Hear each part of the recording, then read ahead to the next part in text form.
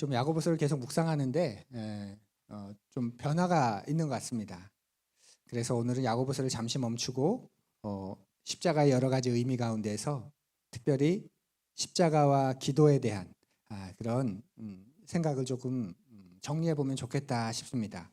왜냐하면 야고보서를 읽고 묵상하다 보니까 제가 기도가 자꾸 바뀌게 되는 걸 요즘 경험하게 되기 때문에 그렇습니다. 야고보서 때문에 기도가 많아졌고 또 기도가 깊어졌습니다. 그리고 기도하는 마음도 좀 달라졌습니다. 왜냐하면 고난과 인내, 시험과 시련, 이런 야고보 사도의 단단한 음성, 또 강한 신앙의 도전이 더 이상 뭔가 이런 기도도 따라 해야 되는구나, 또 이런 기도가 더 풍성해져야 되는구나, 그런 마음이 들면서 기도의 제목들이 좀 다르게 되기 때문이죠. 야고보서를 읽다 보니까 더 이상 내 자녀 잘 되게 해달라고 기도하는 게 부끄러운 것 같고, 더 이상 내 사업, 내 수입, 내 건강 잘 되게 해달라고 기도하는 게 기도는 하지만 좀 힘이 빠지는 듯한 그런 마음이 듭니다. 여러분은 그렇지 않으신가요? 둘 중에 하나군요. 안 읽으셔서 모르시거나 읽는데 잘 안 느껴지시거나. 그래서 기도에 대한 생각을 좀 정리해보고 야고보서의 말씀을 이어가면 좋겠다 하는 마음입니다. 그렇게 하지 않으면 우리 말씀은 말씀대로, 또 내 기도는 내 기도대로 될 수밖에 없기 때문에 그렇습니다. 더군다나 다음 세대를 위한 기도 모임을 지난주부터 다시 시작하였습니다. 그래서 기도에 대해 한번 정리하고 살피면 좋겠다 하는 그런 마음이 듭니다. 오늘 본문은 마가복음 10장 35절에서 52절까지의 말씀입니다. 두 페이지에 걸쳐 우리 설교 노트에 수록했는데요. 좀 길지만 그러나 우리가 기도에 대해 살피는 아주 중요한 말씀입니다. 마가복음 10장 35절에서 52절까지의 말씀을 우리 설교 노트를 보면서 세번역 말씀을 따라 두 절씩 윤독합니다. 세베대의 아들들인 야고보와 요한이 예수께 다가와서 말하였다. 선생님, 우리가 요구하는 것은 무엇이든지 해주시기 바랍니다. 예수께서 그들에게 말씀하셨다. 너희는 내가 너희에게 무엇을 해주기를 바라느냐? 그들이 그에게 대답하였다. 선생님께서 영광을 받으실 때 하나는 선생님의 오른쪽에 하나는 선생님의 왼쪽에 앉게 하여 주십시오. 예수께서 그들에게 말씀하셨다. 너희는 너희가 무엇인지를 모르고 있다. 내가 마시는 잔을 너희가 마실 수 있고 내가 받는 세례를 너희가 받을 수 있느냐? 그들이 그에게 말하였다. 할 수 있습니다. 예수께서 그들에게 말씀하셨다. 내가 마시는 잔을 너희가 마시고 내가 받는 세례를 너희가 받을 것이다. 그러나 내 오른쪽과 내 왼쪽에 앉은 그 일은 내가 허락할 수 있는 일이 아니다. 정해놓으신 사람들에게 돌아갈 것이다. 그런데 열 제자가 이것을 듣고 야고보와 요한에게 봉계하였다. 그래서 예수께서는 그들을 곁에 불러놓고 그들에게 말씀하셨다. 너희가 아는 대로 이방 사람들을 다스린다고 자처하는 사람들은 백성들을 마구 내리누르고 고관들은 백성들에게도 세도를 부린다. 그러나 너희끼리는 그렇게 해서는 안 된다. 너희 가운데서 누구든지 위대하게 되고자 하는 사람은 너희를 섬기는 사람이 되어야 하고, 너희 가운데서 누구든지 으뜸이 되고자 하는 사람은 모든 사람의 종이 되어야 한다. 인자는 섬김을 받으러 온 것이 아니라 섬기러 왔으며 많은 사람들을 구원하기 위하여 치를 몸값으로 자기 목숨을 내주러 왔다. 그들은 여리고를 갔다. 예수께서 제자들과 큰 무리와 함께 여리고를 떠나실 때 디베오의 아들 바디베오라는 눈먼 거지가 길가에 앉아 있다가 나사렛 사람 예수가 지나가신다는 말을 듣고 다윗의 자손 예수님, 나를 불쌍히 여겨 주십시오 하고 외치며 말하기 시작하였다. 그래서 많은 사람이 조용히 하라고 그를 꾸짖었으나 그는 더욱더 큰 소리로 외쳤다. 다윗의 자손님, 나를 불쌍히 여겨 주십시오. 예수께서 걸음을 멈추시고 그를 불러오라고 말씀하셨다. 그리하여 그들은 그 눈먼 사람을 불러서 그에게 말하였다. 용기를 내어 일어나시오. 예수께서 당신을 부르시오. 그는 자기의 겉옷을 벗어 던지고 벌떡 일어나서 예수께로 왔다. 예수께서 그에게 말씀하셨다. 내가 너에게 무엇을 하여 주기를 바라느냐? 그 눈먼 사람이 예수께 말하였다. 선생님, 내가 다시 볼 수 있게 하여 주십시오. 예수께서 그에게 말씀하셨다. 가거라, 내 믿음이 너를 구원하였다. 그러자 그 눈먼 사람은 곧 다시 보게 되었다. 그리고 그는 예수가 가시는 길을 따라 나섰다. 아멘. 오늘은 기도, 그 기도라는 제목으로 기도에 대해 좀 살피려고 하는데요. 어떤 사람이 뭘 기도하고 있는지를 보면 그 사람의 신앙을 가늠할 수가 있죠. 여러분이 여러분의 신앙을 한번 좀 살피고 싶다면 가장 쉬운 방법 가운데 하나가 내가 요즘 무슨 기도를 드리고 있는가, 내가 어떤 기도를 간절히 드리고 있는가, 그걸 생각해 보면 됩니다. 왜냐하면 우리가 드리는 기도에는 또 누군가 사람이 드리는 기도에는 반드시 그 사람의 가치관이 담길 수밖에 없기 때문이죠. 그래서 기도를 들어보면 그 사람의 가치관이 뭔지를 우리가 판단할 수 있습니다. 기도를 어떻게 하고 있고 또 얼마나 하고 있는지를 보면 결국 그 사람이 누구인지를 알게 되는 거죠. 기도라는 건 신앙을 가진 모든 종교인들의 공통적인 행동입니다. 그죠? 우리만 기도하는 거 아니에요. 불자들도 기도하고 무슬림들도 기도하고 무속 신앙을 가진 분들도 기도하고 나는 아무것도 안 믿어, 나는 나를 믿어 하는 사람도 자기 스스로에게 세뇌하듯 선포하듯 기도합니다. 모두 신앙을 가진 사람은 누구나 다 기도합니다. 자기가 하나님으로 삼은 그 대상에 빌고 또 비는 거죠.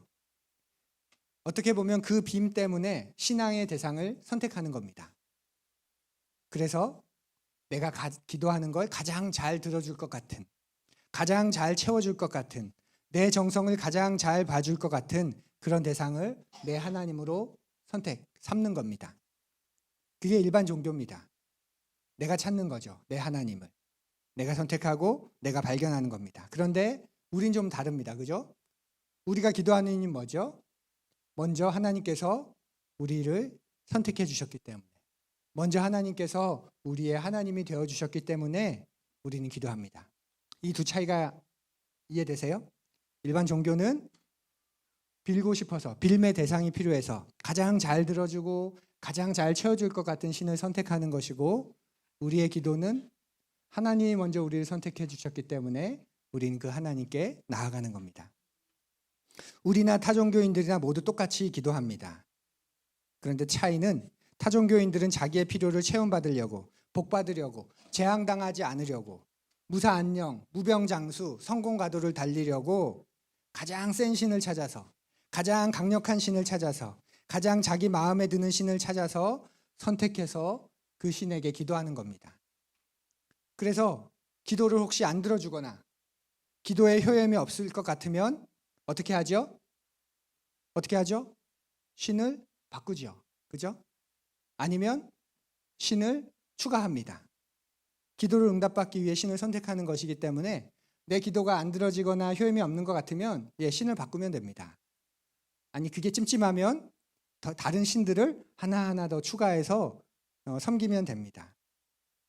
그에 반해 우리는 왜 기도합니까? 하나님이 먼저 우리를 선택해 주셨기 때문에, 하나님이 먼저 우리를 구원해 주셨기 때문에, 하나님이 먼저 우리를 위해 그 독생하신 아들을 화목제물로 내어주셨기 때문에, 하나님이 먼저 우리를 하나님의 자녀로 회복시켜 주시고 삼아 주셨기 때문에 우리는 하나님께 기도합니다. 그래서 우리의 기도는 하나님을 알아가고 하나님과 대화하는 인격적인 교제의 통로입니다. 그래서 우리가 기도를 할 때 때로는 지연되고 때로는 더디 응답되고 때로는 들어주시지 않아도 어떡하죠? 하나님을 바꿔요, 안 바꿔요? 바꿔요, 안 바꿔요? 안 바꿉니다. 이 차이가 이해되시죠? 그래서 사람의 기도를 보면 그가 누구인지를 알 수 있는 겁니다. 또 기도는 단지 눈 감고 몇 마디 하는 게 아니죠. 기도는 어떻게 하죠? 때로는 무릎을 꿇고요. 요즘 무릎 꿇고 기도해 보신 적 있으신 분? 손 한번. 요즘 태호, 우리 2대 목사가 되거라. 우리 무릎 꿇고 요즘 기도해 보신 분 안 계시면 무릎을 꿇고 한번 기도해 보십시오. 기도가 좀 달라집니다. 왜냐하면 기도는 몸으로 하는 것이기 때문에. 그래서 기도는 단지 눈을 감고 몇 마디 아뢰는 게 아니라 무릎을 꿇기도 하고 깍지 끼고 두 손을 피가 통하지 않도록 간절히 힘주어 깍지를 끼기도 하고, 또 하늘을 향해 고개를 들고, 제가 좋아하는 자세입니다. 하늘을 향해 고개를 들고 기도를 하기도 합니다. 또 반대로 얼굴을 땅에다 파묻고 무릎 사이에 파묻고, 아니면 책상에 걸터 앉아서 이 팔뚝 사이에 얼굴을 파묻고 기도하기도 합니다. 때로는 곡기를 끊고 금식하면서 기도하기도 하고 울부짖으면서 하기도 하고 신음으로 기도하기도 하고 탄식으로 기도하기도 합니다. 기도란 이렇게 우리의 모든 감정과 온몸을 동원해서 표현하는 전인격적인 행동입니다. 그래서 기도하고 나면 평안하기도 하고 또 기도하고 나면 다시금 회복되기도 하지만 때로는 기도하고 나면 더 기진맥진해지기도 하고 어떤 때는 또 더 불안해지기도 하고 또 감정적으로 더 격정적이 되기도 합니다.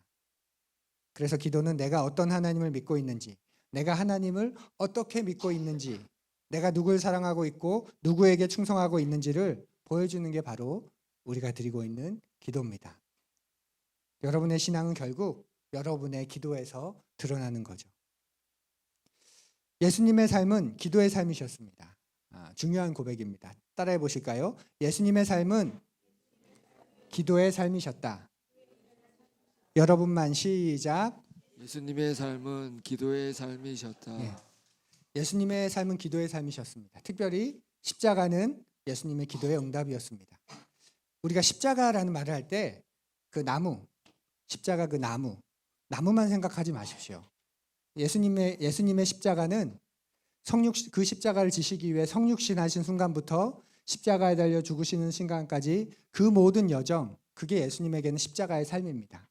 십자가 그러면 단순히 그 나무 기둥만 생각한다면 우리는 예수님의 십자가가 뭔지를 오해하기 쉽습니다.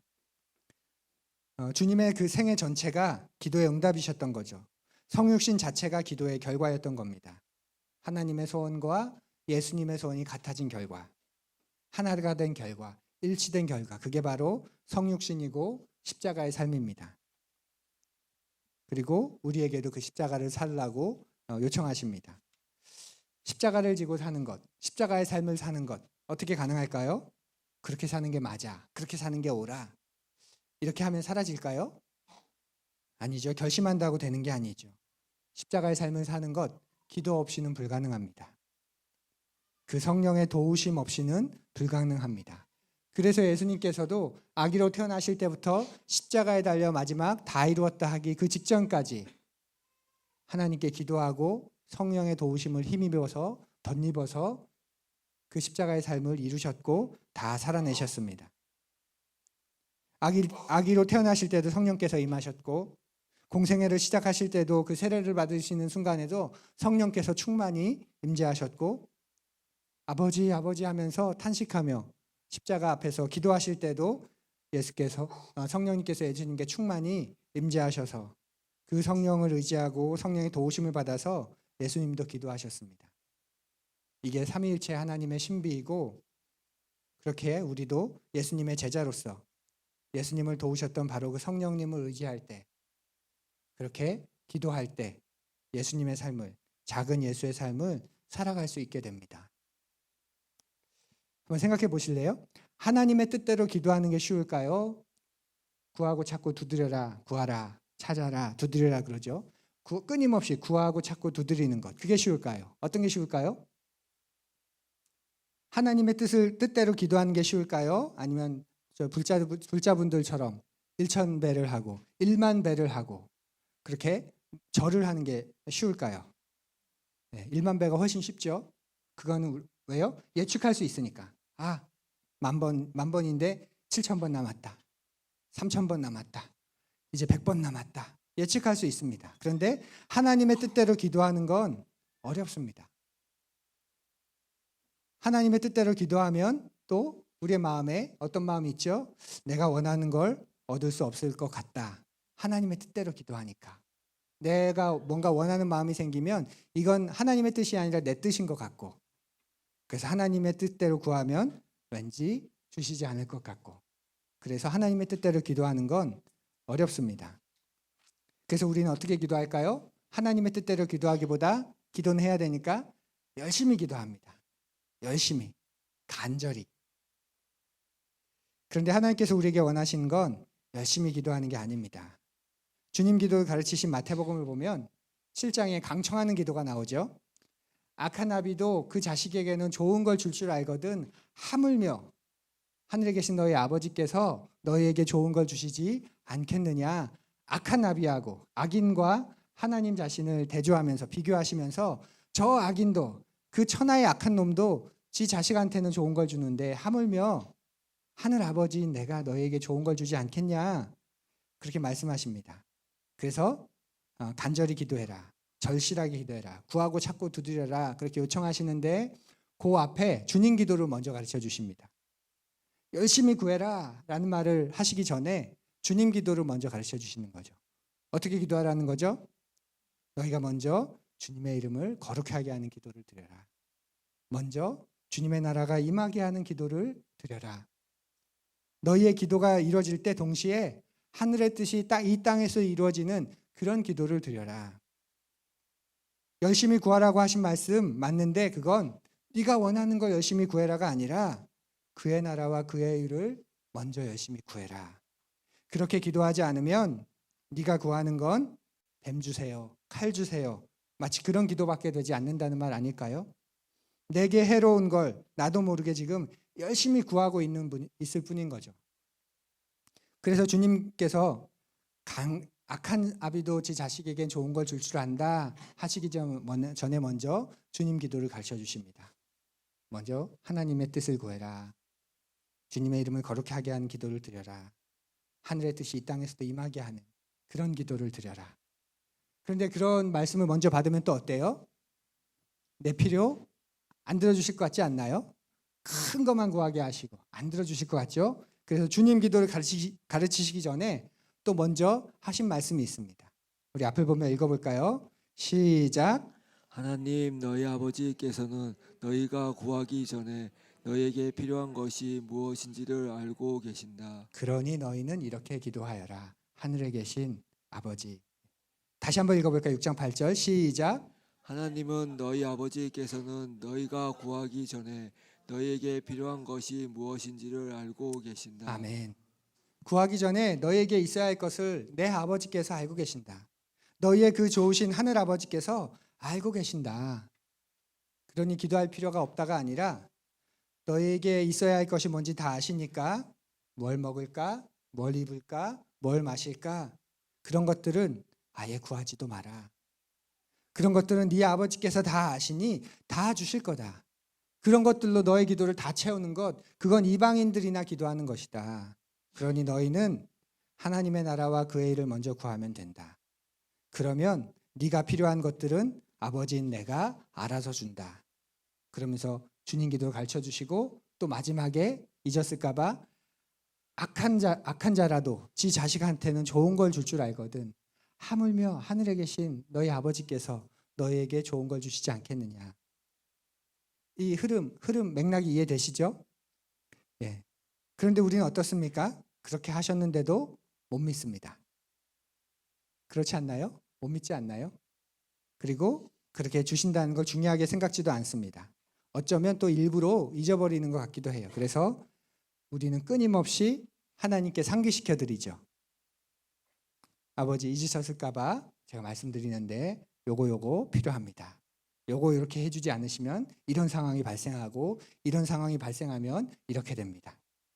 아버지 이제 더 이상 가만 계시면 안 됩니다. 제 강청하는 기도를 원하신다고 했으니까 제가 절박하게 절실하게 간절히 기도하니 꼭 들어주셔야 됩니다. 항상 상기시켜드리고 항상 기억하셔야 한다고 우리가 이야기하죠. 그런 우리에게 예수님이 말씀하십니다. 그런 것들은 다 이방인이 구하는 거다. 오늘 말씀을 보면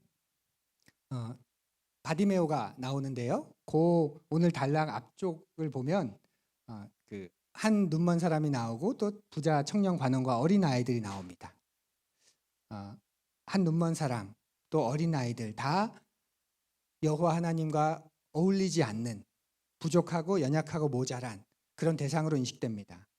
그에 반해 한 부자 청년 관원 너무나도 합당한 게다가 율법을 어렸을 때부터 온전히 지킨 게다가 가정도 빵빵하고 또 사회적으로도 지역사회 안에서도 굉장히 영향력 있고 게다가 삶도 겸손하고 바른 그런 사람입니다.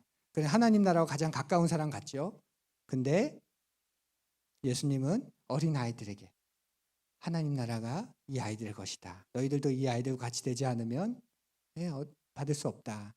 그렇게 말씀하시고 또 눈먼 맹인의 눈을 고쳐주시면서 그의 눈이 뜨이게 하십니다. 근데 그 방법이 조금 독특합니다. 보통은 떠나라 하면 귀신이 떠났고 볼지어다 하면 보게 되었고 일어나 걸어라 하면 걷게 되었고 살아나라 하면 살아나게 되었는데 이 앞에 나오는 시각장애인을 고치실 때는 좀 독특합니다. 두 번에 거쳐서 한 번 손을 대시니까 뭔가 보입니다. 나무들이 보이고 사람이 걸어가는 것 같은 게 보입니다. 그리고 다시 한번 손을 대시니까 만물이 밝게 보입니다. 이렇게 과정을 거칩니다. 그러니까 제자들이 지금 믿음의 여정을 떠나면서 이렇게 눈이 열리는 과정 속에 있다는 것을 우리가 말씀해 주시는 거죠. 그리스도를 만나고 믿고 나서 우리가 한 번에 변화되고 한 번에 그분의 제자로 합당하게 살아가는 건 아니죠. 기가 막힌 신앙 고백을 하고 또 대단한 신앙 결단을 하여도 서서히 단계적으로 우리는 성숙해 갑니다. 가장 대표적인 사람이 베드로 아닙니까? 주는 그리스도시요 살아계신 하나님의 아들입니다. 어마어마한 신앙 고백을 했지만 그 다음에는 예수님을 부인하고 저주하고 도망가고 그러다가 다시 자기 인생을 드리고 이렇게 단계를 거칩니다. 그래서 그 사건이 있고 난 다음에 또다시 두 제자와 한 시각장애인이 등장하고 이들의 이야기를 통해서 또 특별히 기도에 대해서 우리에게 가르쳐 주십니다. 두 제자에게 그리고 시각장애인에게 예수님이 말씀하십니다. 내가 너에게 뭘 해주기를 원하냐 이렇게 바디메오에게 뭘 해주기를 원하냐 이렇게 물으세요.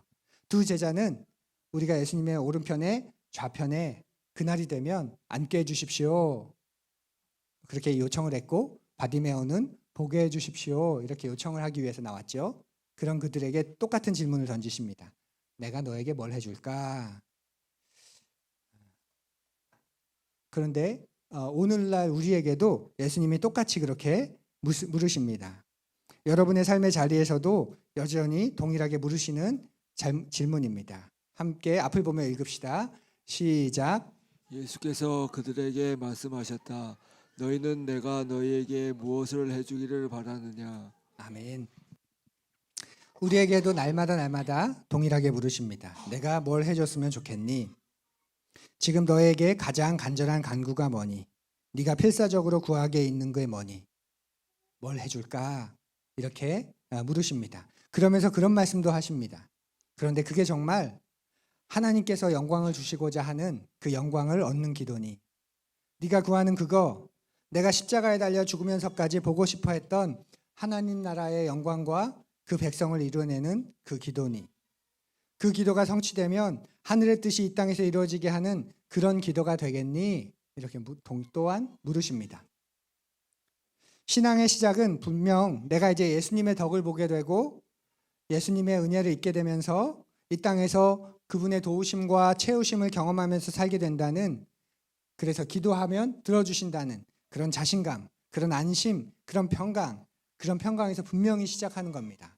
그래서 나의 세세한 필요를 기도하고 나의 채워주심을 간절히 소망합니다. 그런데 그렇게 신앙이 시작되면 조금씩 이제 신앙이 깊어져 가게 되죠. 그럼 신앙이 깊어져 간다는 건 뭘까요? 이제는 내가 원하는 건 하늘의 좋은 아버지께서 다 알아서 채워주시니까 나는 주님이 원하시는 게 뭘까? 그걸 더 묻는 사람이 되는 것. 그게 신앙이 깊어져 간다는 겁니다. 내 이웃에게는 뭐가 필요한지를 더 구하는 것. 다른 이들을 위해 먼저 기도해 주는 사람이 되는 것. 그게 신앙이 깊어지고 신앙이 성숙해지는 겁니다. 한 평범한 그리스도인의 고백에 제 눈을 열게 한 적이 있는데요. 한 신학교 교수님의 어머니이십니다. 평생 새벽 제단을 쌓은 권사님이기도 하고 자식에게 하나님 경외하는 법을 가르치고 아들이 훌륭한 신앙인으로, 훌륭한 목사로, 그리고 신학을 가르치는 교수가 되도록 애쓰며 키운 그런 시골의 촌로입니다. 그리고 이제 그 평생의 삶을 다 살아내고 주님 부르실 날이 얼마 남지 않았을 때입니다. 그렇게 한평생을 돌아보며 정리하는 중에 그 아들에게 유언처럼 이런 고백을 했다고 전해 들었습니다. 그분의 이야기입니다. 어머니는 시골 가난한 환경에서 5남매를 오직 기도로만 키우신 분이시다. 학력도 기술도 없었기에 대책 없이 기도에만 매달리셨던 분이셨다. 나는 어머니의 기도 생활을 통해 신비하고 영적이고 초월적인 차원들이 있다는 것을 일찍 체험하기도 했다. 어느 날 어머니는 자신이 곧 하나님을 뵙게 될 것이라고 예언처럼 말씀하신 후 얼마 지나지 않아 암이 발견되어 정확히 6개월 동안 고통을 겪으시다가 소천하셨다. 고통 가운데서 어머니는 나를 볼 때마다 나를 붙잡고 늘 회개를 하셨다. 회개할 게 왜 그렇게 많으신지. 가시기 전 내게 남긴 어머니의 마지막 회개는 이것이었다. 내가 그렇게 열심히 기도하고 많은 사람들을 전도하고 돈이 없어 헌금은 못해도 몸으로 봉사하는 일에는 늘 앞장서 왔는데 그 모든 기도와 전도와 봉사가 알고 보니까 내 자식들 잘 되라고 한 이기적인 것이었지. 정작 하나님 자신을 위해 한 것은 아무것도 없다. 내가 어떻게 하나님을 뵐 수 있겠니? 어머니의 그 한마디는 그 어떤 위대한 신학자들의 말보다도 내게 큰 울림이 되어 왔다. 물론 아직도 나는 나의 이기적인 본성을 벗어나지 못하고 있다. 내 가족, 내 교회, 내 교파, 늘 나를 앞세운다. 그러나 나는 궁극적인 존재의 이유, 즉 하나님 앞에서의 나의 존재 이유를 묻는 것을 게을리하지 않으려고 한다. 내가 한평생 구한 거, 결국 내 자식 잘 되라고 한 거, 그것 말고는 없었다는 고백이 큰 울림이 됩니다. 나는 알아서 주님이 다 해주시니까 이웃을 위해서, 하나님을 위해서 먼저 기도해 주는 사람이 되는 것, 그게 신앙의 성숙입니다. 그런데 오늘 본문에 처음에 등장하는 제자들은 어땠습니까? 여전히 자기가 원하는 것을 들어주셨으면 좋겠다 하는 거죠. 오른편에, 왼편에 저희를 앉혀주십시오. 선착순인 것 같아요. 늦춰질까 봐. 다른 제자들이 말하기 전에 우리가 먼저 일단 이야기하자. 그런 것 같아요. 근데 마태복음에서는 똑같은 장면이 나오는데 마태복음에서는 어머니가 두 제자의 손을 이끌고 예수님께 나와서 요청하는 것으로 나옵니다. 무슨 말이죠? 그 어미의 소원과 자식들의 소원이 같은 거죠. 이 두 제자 누구의 영향을 받았을까요? 당연히 엄마의 영향을 받았겠죠. 우리가 이렇게 주님께 나와서 정성스러운 마음으로 예배하지만 우리 아이들은 분명히 알 겁니다. 부모인 우리가 가장 진짜 뭘 소중하게 여기는지. 열심히 기도하고 기도회에도 나가고 자식 기도 아무리 많이 해도 아이들은 압니다. 우리 엄마는 내 성적이, 우리 아빠는 내 등수가, 내 진로가 제일 관심사야. 또 집값과 평수 이런 것들이 제일 관심사야. 우리 자녀들은 분명히 알 겁니다.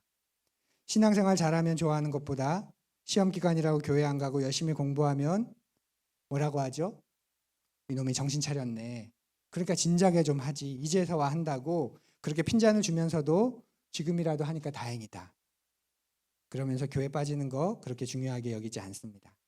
좋은 성적 받아오면 신앙생활 잘하는 것보다 훨씬 기뻐합니다. 이 성적은 보이지만 신앙생활 잘하는 건 늘 탐탁치 않아서 그런 것도 있겠죠. 그래서 아이들도 압니다.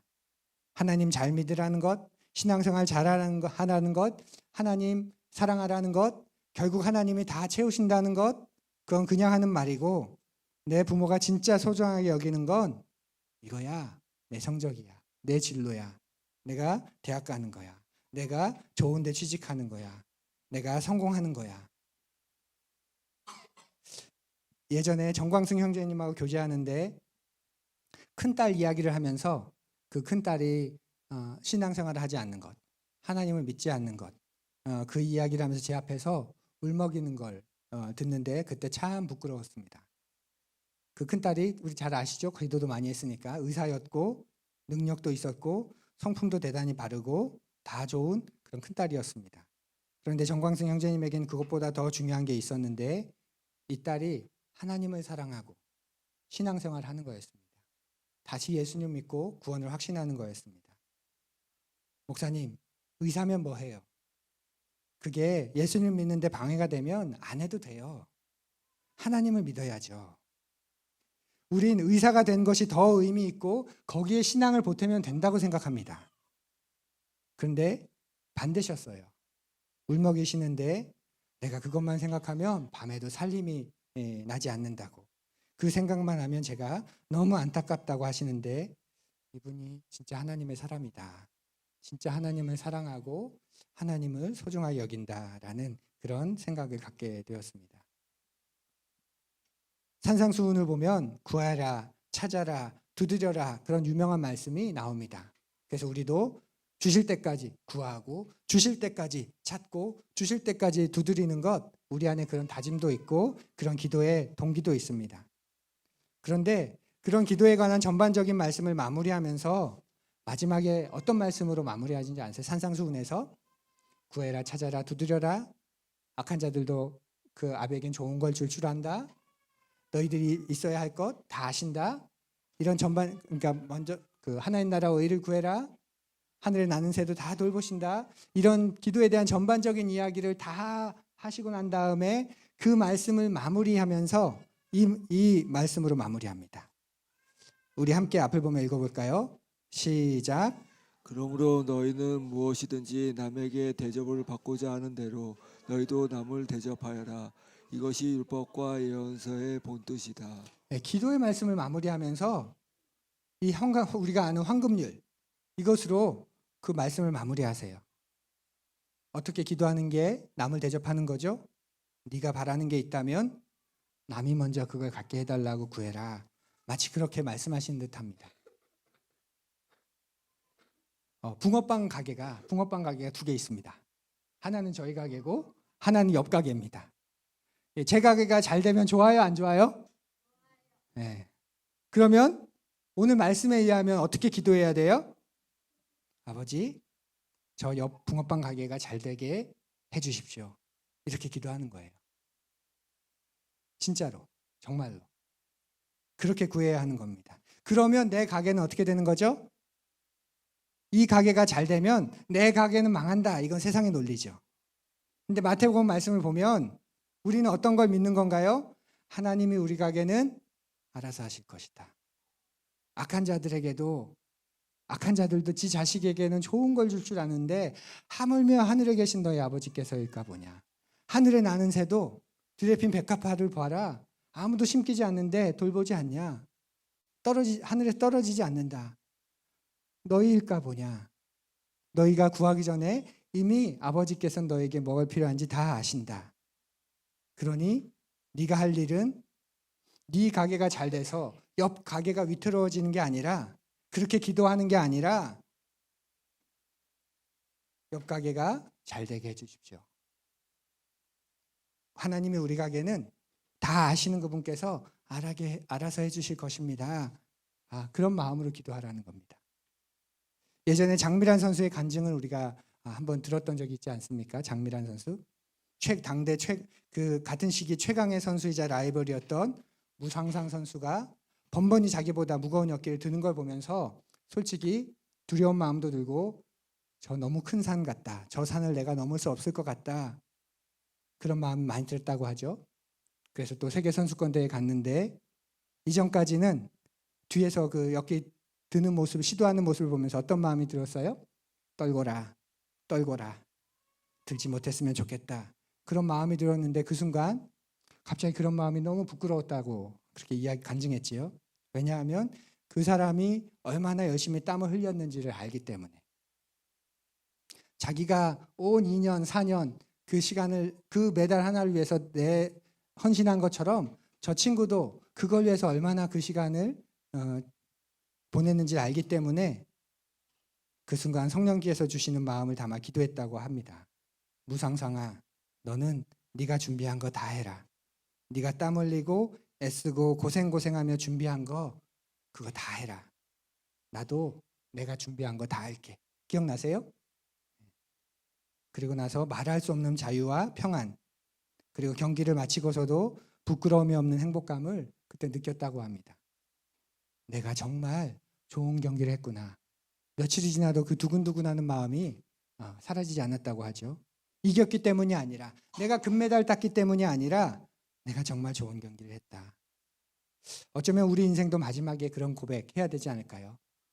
내가 성공했다, 내가 다 이루었다가 아니라 참 좋은 인생 살았다, 내가 참 감사한 인생 살았다. 내가 옆 가게가 잘 되기를 바라는 마음으로 기도하고, 그렇게 하면 장미란 선수처럼 그러면 내 가게는 하나님 앞에 맡기게 됩니다. 내가 옆 가게가 잘 되기를 바라는 마음을 가진다면 나한테 어떤 마음이 있을까요? 경쟁하는 마음만 있을까요? 아니죠. 옆 가게가 잘 되기를 위해서 기도하면 나는 그때부터 어떻게 장사할까요? 절대 불공정하게 장사하지 않을 겁니다. 더 정직하게, 더 바르게, 또 더 친절하고 더 성실하게 그렇게 일하려고 애쓸 겁니다. 왜냐하면 난 진심을 담아 옆 가게가 잘 되기를 기도하고 있으니까. 하나님께서는 우리가 그런 마음으로 살기를 원하십니다. 우리가 어떻게 그렇게 살 수 있습니까? 누가 우리를 챙겨주신다고요? 우리를 누가 챙겨주신다고요? 네. 그게 부활입니다. 부활. 너는 십자가를 선택해서 살아라. 그러면 하나님이 챙겨주신다. 그게 부활이 아닙니까? 부활.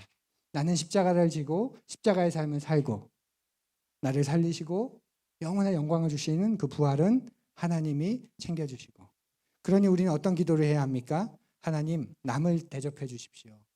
남에게 잘해 주십시오. 그겁니다. 바디메오의 이야기를 하다가 기도에 대한 전반적인 이야기가 너무 길어지긴 했는데, 바디메오가 등장합니다. 두 제자가 등장했고, 오른편에 앉게 해주십시오. 왼편에 앉게 해주십시오.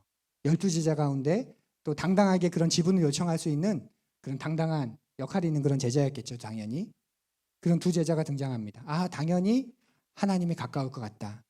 하나님의 영광이 가까울 것 같다 하는 두 사람과 한 길가에 저주받은 인생처럼 받아들여지는 당대의 장애인 바디메오가 있습니다.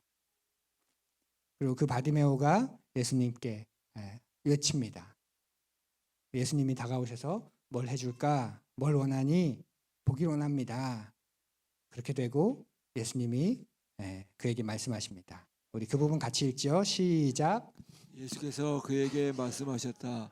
가거라, 내 믿음이 너를 구원하였다. 그러자 그 눈먼 사람은 곧 다시 보게 되었다. 그리고 그는 예수가 가시는 길을 따라 나섰다. 예수님의 오른편 왼편에 예수님 왕국이 찾아오면 저희들이 있게 해주십시오. 자기의 욕망을 기도하고 여전히 예수님을 따르지만 세상의 방식을 기도했던 제자들은 여전히 그 자리에 머물러 있습니다. 그런데 이 바디메오는 보게 됩니다. 채우심을, 만져주심을 경험하게 됩니다. 그리고 그렇게 눈이 열린 바디메오, 앞을 보게 된 바디메오가 어떻게 했죠? 앞을 보면 예수가 가시는 길을 따라 나섭니다. 지금 쫓고 있는 제자들은 쫓고 있으면서도 세상을 쫓고 있는데, 이 바디메오는 보게 되자 예수님을 좇는 삶을 삽니다. 눈을 뜬 다음에 그가 이제까지 누리지 못했던 삶을 누리려고 다시 자기 고향으로, 자기 집으로 돌아가지 않고 예수님께서 지금 가라고 하셨기 때문에 가도 됩니다. 굳이 예수님을 따라갈 필요가 없습니다. 그런데 예수님께서 가시는 길을 따릅니다. 그리고 그 길은 어떤 길입니까? 이게 이제 순환이 시작되죠. 바로 십자가의 길, 순환의 길, 죽음의 길입니다. 제자들도 떠난 그 길을 눈이 열린 바디메오가 쫓아갑니다. 사랑하는 부른 여러분, 오늘도 주님께서 여러분과 제게 물으십니다. 내가 너에게 뭘 해줬으면 좋겠니? 그러면 우리는 어떤 기도를 드려야 할까요? 그리고 여러분 어떤 기도를 드리시겠습니까? 그 기도가 이루어졌을 때 예수님이 어떤 분으로 드러나실 것 같으십니까? 그 기도가 이루어지면 여러분의 삶에서 하나님 나라가 어떻게 이루어질 것 같으십니까? 그 기도가 주님의 십자가를 부끄럽게 하지 않고 내 안에 그리스도께서 온전히 사시고 나는 그 힘으로 사랑하고 하나님 나라를 이 땅에서 보게 하는 그런 응답이 되어야 하지 않을까요? 여러분들이 그런 주님의 자녀, 그런 주님의 가정, 또 그런 우리 교회가 되었으면 좋겠습니다. 우리 한 주간 기도하십시오. 특별히 바디메오의 기도를 우리 한 주간 드리면 좋겠습니다. 주님, 보기를 원합니다. 따라해 보실까요? 주님, 보기를 원합니다. 여러분의 감정과 마음을 담아서, 소원을 담아서 눈을 감고 한번 다시 고백해 보십시오. 시작. 주님, 보기를 원합니다. 주님, 보기를 원합니다. 호흡처럼, 또 그 습관적으로 반복하는 그런 말들처럼 주님, 보기를 원합니다. 그렇게 한 주간 이 바디메오 기도를 수시로 드려보십시오. 어느 순간 그 고백 다음에 떠오르는 말, 이어지는 마음이 있으면 그 자리에서 계속 기도를 이어가십시오. 그렇게 여러분의 눈이 환히 열리는 그런 역사가 일어나기를 간절히 바랍니다.